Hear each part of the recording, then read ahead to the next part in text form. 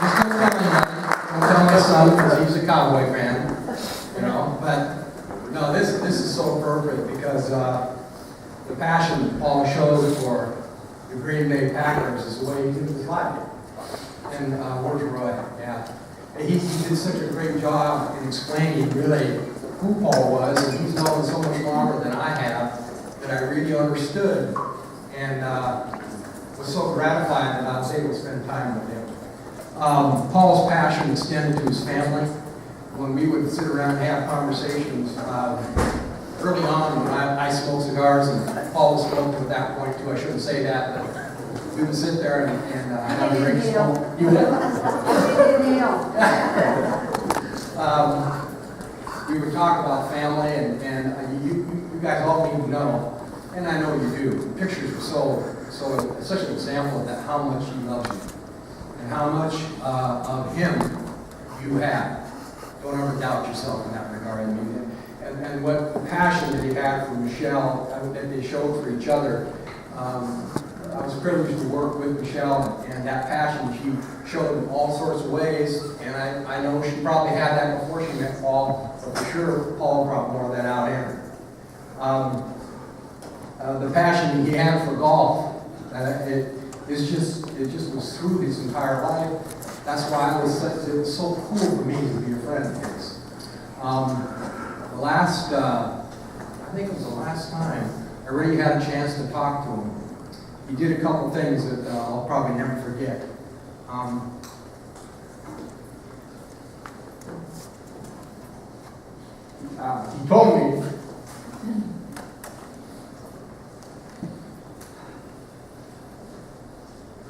He told me that his bed was his launching pad.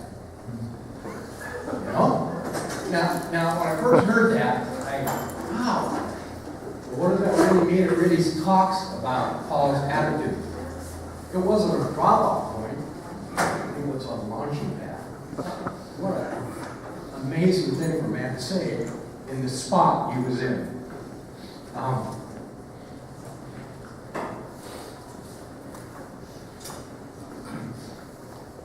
I want to apologize for his tears.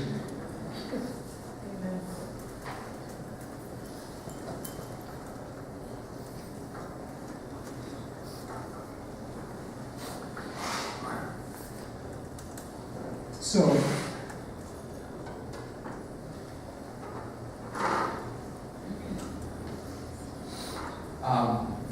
when I was meeting Paul, he was really weak.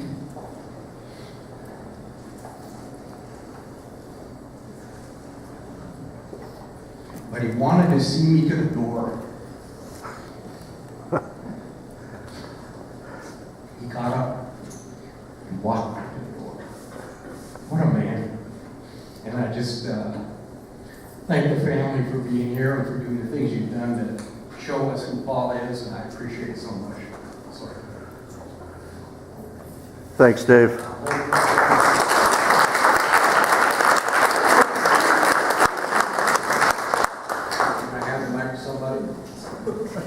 Thank you.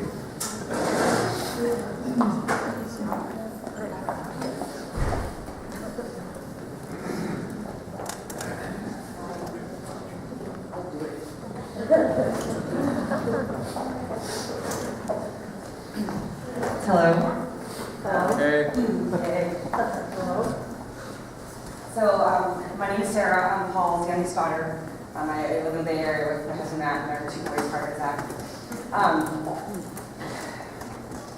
I wanted to put the slideshow together for you all to kind of see and get a glimpse of what is almost 70 years of life. We're like, and it was really hard to put all of that into 11 minutes, but hopefully you all were able to kind of get a glimpse of how much love was around him. My dad and I share a few things in common. We have the same birthday, April 30th. We eat black licorice, and we have the same color of hazel eyes, the exact same color. And so we used to always put our faces together and we used to look in the mirror because we have the exact same. So it's been a little rough this last month, getting ready in the morning and seeing my eyes because I didn't think of him.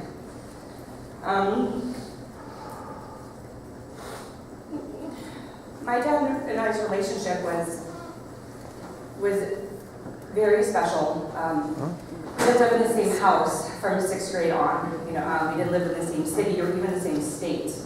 So our relationship was really built on phone conversations. And it was, my dad's and I's conversation was at times a little transactional. And he didn't get into the detail about boys or anything like that. It was very, how was school? How are your classes? How are your grades? How's your job? Are you showing up on time? Are you showing up? Period. Because you just work ethic, right? And the last thing, my car. Are you putting gas in it? Are you waiting to the last minute? Are you getting your oil changed? All of that stuff. Michelle would be the one to, how are the boys? Let's talk about that. But my dad was very transactional. And when I was thinking about our relationship, and I was thinking about kind of the times in my life where he impacted me the most, I kind of always come down to the 3 times. And one of the times was when I was in high school. I always ran for class for student government. And my first 2 years, I ran for freshman vice president, sophomore vice president. It was the end of my sophomore year, and I'm like, Dad, it was a part of our conversation on the phone. I'm like, Dad, it's junior year, I'm trying to think, what I'm going to do. I think I'm going to run for junior vice president because, I'll probably win, I can do it. And he's like, well, why? Why would you do that? And I'm like, because I can win. He's like, well, challenge yourself. Get, just have confidence in yourself, believe in yourself, and we'll be president. So I'm like, oh, I want to be president. I kind of don't think I'm going to win, and I don't think that I have what it takes. He's like, Tara Jo, don't be silly. So I ran, I lost, and I was really pissed. I was really upset. I went home and I wanted to blame him. So I was like, it's your fault that I lost. I wanted to run for vice president. He's like, my dad was very no nonsense. And he's like, you know what, just get him next year. He's like, it's fine, don't dwell on it. Like, if there's, it's whatever. So, end of junior year comes, same conversation with my dad. All right, Dad, I didn't win last year, and I don't want to do that again. So maybe, I don't know, I'm trying to figure out what to do. And he's like, well, what's bigger than the president? So, well, that's student body president, that's the whole school. And he's like, well, run for that. It's not John. Just run for the student body president. And I'm like, Dad, no. It took a lot of convincing, and a lot of him building me up and believing in me. And he's like, I know you can do it. And so I ran, I won. And so the first thing I did is I came home and I called him. And I was like, thank you, Dad. Thank you for believing in me, because I didn't believe in myself. But I was really surprised that I won. And he just sat there and he was just like, okay, whatever. And I was like, why are you so nonchalant? I'm so surprised. He's like, honey, I'm not surprised. Like, I honestly knew that you would win. And he's like, I had no doubt. And so it was that type of belief and confidence that he instilled in me that I obviously carry on here today. The second story was in college. So Chico State. It was graduation. And so let me preface this. I'm going to talk a lot because at my wedding, his speech was like 20 minutes long. It was the most ridiculous speech, so that's kind of why I'm talking about it. I'm paying back. I graduate and I go to the bar. I want to take Dad, Michelle, all the family, like even my little nephew was at the bar. It's fine, don't judge. And we're at the bar and the night is going on and my dad gets a little bit more grander with his gestures and he ends up knocking into this kid, spilling his drink, and it shatters all over the ground. And the kid looks around, he was almost about to fight, and then he sees my dad. My dad just had a very intimidating presence and very, just, oh my God. So the kid is almost like he wanted to apologize to him. I don't know, it was weird. And my dad, he was like, son, I'm sorry. And he whips out his wallet, he almost had cash, and he gives the kid a 20. And I'm like, that is Chico, like drinks are $1. and he's like, Tara, it doesn't matter. He's like, you make a mistake, you make it right. You make things right. And you also leave things better from when you found them.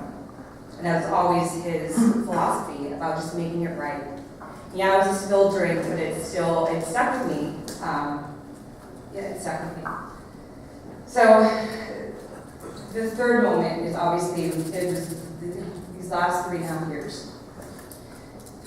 Dad being diagnosed with stage 4 cancer, and he's given the news that it's inoperable, we can fight it, but maybe you have maybe 18 months. He decided to live so much in that time, and we got 2+ years more than we should have with him. And he taught me the power of a positive attitude. And that the way that you live your life and the way that you show up in conversations, the way that you look at people, the way that you shake hands, the way that you make meaningful connections. And my dad wasn't a huge talker. He wasn't what he lacked for in words, he made up in love. And seeing him, especially the last month, was tough, but he fought so hard up until the last day, kept on fighting. And for that, I hope that my boys grow up with my dad, and that he has shown them what a great man that he was and that he still is in my heart. So thank you very much for everyone, for you all coming, and we really appreciate it. We've felt the love this last 3.5 years. It's been overwhelming, and it's been humble to know how many people really care and how many people's lives have been touched. So I will end it now and I will pass on. Thank you very much.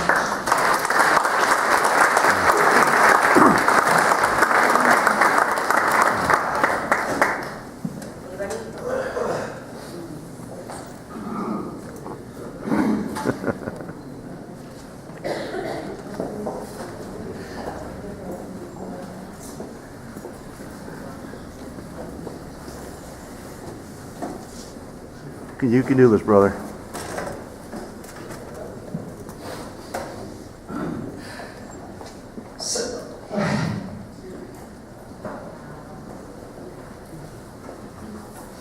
Somebody once said, by default, I love you because of the day you were born. Your family. No matter what you go through, you're my family. And by default, because of that, somebody married Paul Zalek. And by default, Paul became my brother. And I loved him like a brother from that day forward, through good times and bad. Because we're more Tauruses, we're more stubborn. And when I mean stubborn, I mean stubborn. But the thing that I've learned about Paul, Tony and I were just talking about this the other night. As you all know, Paul comes from a railroad family, as do I. And a railroad track goes which way? It goes straight. A few minor curves, but it's pretty straight. Paul was about as straight of a person as you would ever find. He was honest. He was not quite perfect, but he was perfect in a lot of ways. Although his hair was perfect, but that's my uncle expertly described. But he was a teacher, I think, more than anything else. Anytime you try to talk to him, he was always trying to teach you something. He cared so much. It was, you can do this, or this is what it's about in life, or it didn't matter. He was trying to teach you, because he wanted you to be a better person. He wanted the world to be better. And when you finally figured it out, you always had a famous saying, you broke the code. And he was so proud of that. And so, all I can say is, from one diehard fan, Green Bay Packer fan, to another, love you, Paul.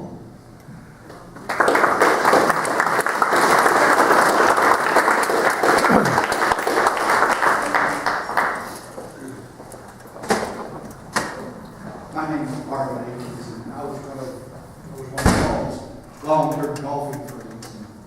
And I thought I'd share some stories about golf with Paul. And also say that Paul and I struck an immediate friendship because I have a very good friend, and Paul was a strong acquaintance of his in the railroad business.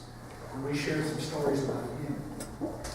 Nevertheless, some of the golf things that happened with Paul and I and others throughout the world, that Paul was, even when he was deep in the chemo, he was still really, really hitting the ball long ways and playing well. And we'd be on the tee and our group would hit, and then Paul, we'd be very proud for him. We hit it down the fairway. Being old guys, 220, 230 yards on the outside. And then Paul would just rip it back. Just 20, 30 yards past, and I'd just look over at Paul and I'd say, Paul, no, I say, are you taking chemo or maybe you could make some steroids? And I think we got a pretty good kick out of that. And we've heard numerous people say about Paul being competitive. Paul was consistently a stroke or two better than I was, and he was very proud of that. And we played a little gambling game from time to time, and I always wanted the first tee and say, Paul, where do I get my strokes? And he would give me the strangest look, like, you're not getting any strokes. I'm just playing belt to belt, let's go. And then we play around the golf course, and for those of you who know about golf, we get to near the end, and I'd be losing to Paul, and I'd get to like 17 tee. And I'd say, Paul, I'm going to press you on these last two holes, pressing me that I want him in bet for the last two holes. And he would look at me and say, okay, he said, but if we tie, he says, I'm going to win anyway.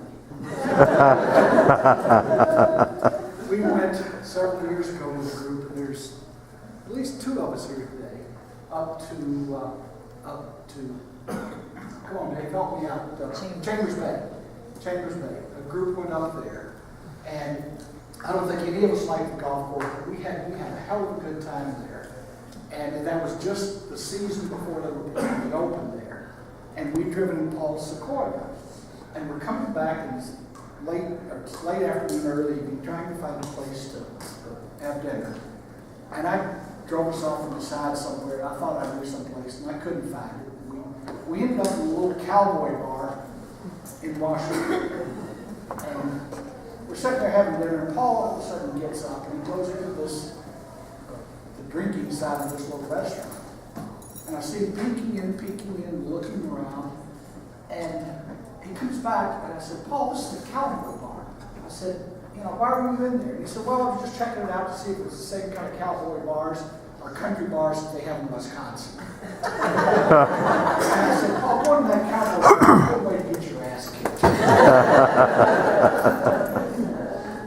Side note to that when I drove back and forth to Washington and Paul Sequoia, and I liked it so much that within a month I had one around my head. So thanks, Paul, for that.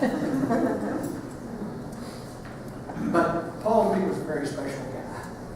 We played at Tokatee. There's a group of us that go down to Tokatee. Paul went with us, and Paul's just a very, very special guy. Was a very, very special guy, and a prince of a guy. I can't say his name, just a prince of a guy and a real competitor on the golf course. And I'll miss him. Thank you.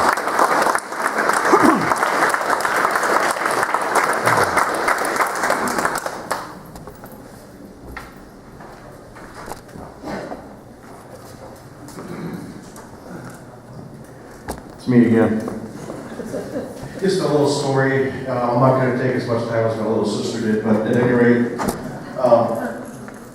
when I was 19 years old and I decided that I wanted to be a crime fighter, my dad was concerned and confused, wondering why all of a sudden I wanted to go into police work.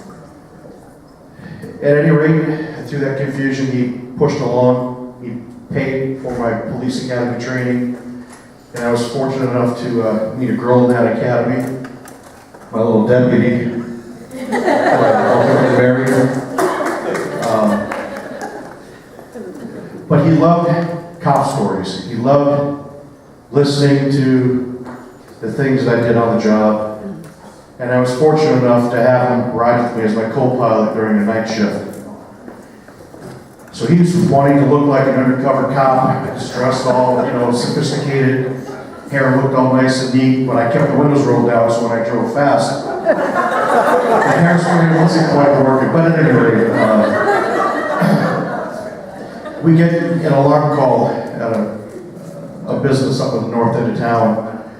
And it's maybe 2, 3 o'clock in the morning, and I'm hauling ass in the patrol car, I'm showing off to my dad. And I'm pulling some good speed on the highway, and we take this off ramp. My dad's thinking I'm going a little too fast. Well, I've driven that, and I know that particular part of the road pretty good. So I got a pucker factor is what we call it. We get to the location of the alarm. I have him stay in the car, and I tell him, I go, hey, if anything happens, you push this button here and it releases the shotgun, and you do what you got to do to protect yourself or save my butt. Or if you need my help, hit this button and it'll honk the horn, and I'll know that you need me to get back over there. I go in and check the business. It's secure, code 4. I get back to the car. My dad goes, hey son, I don't know if you noticed, but there's been a car with a couple of gnarly looking guys been driving by a couple of times. And I couldn't help but notice. And he goes, that's the car right there. I go, oh. Hey, yeah, those are a couple of our undercover guys. They're part of us. So he loved that story. He loved police work. He was very patriotic. He loved the United States. He loved talking politics, of which I really didn't, but I would bear with it. He loved his family. It's nice to have another angel up above that's going to look after all of us. He loved our military. He was proud of my son when he went into the Army. You know, and you see one of the photos, if you remember, you know, I guess they trained you in the military to be all serious, you know, and not smile, so Dad tried to do the same thing, and he didn't have a problem with it. But there was another photo of Michelle trying to do the same thing, trying to look all serious, and it was kind of cute. At any rate, I want to thank you all again for coming here and celebrating my dad. One heck of a mentor for a lot of people. And I'm fortunate enough to be one of the few to call him Dad. And love you, Dad.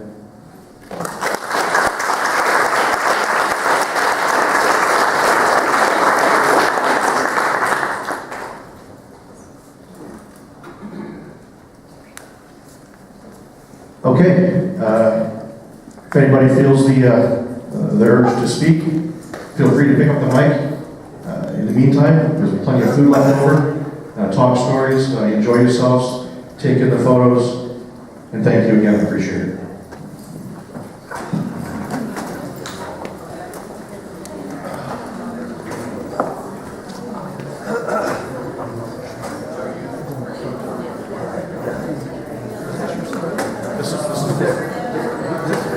That's the culture right there.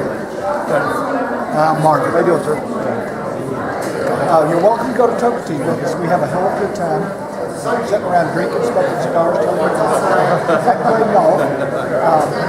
But it's a bunch of old folks usually.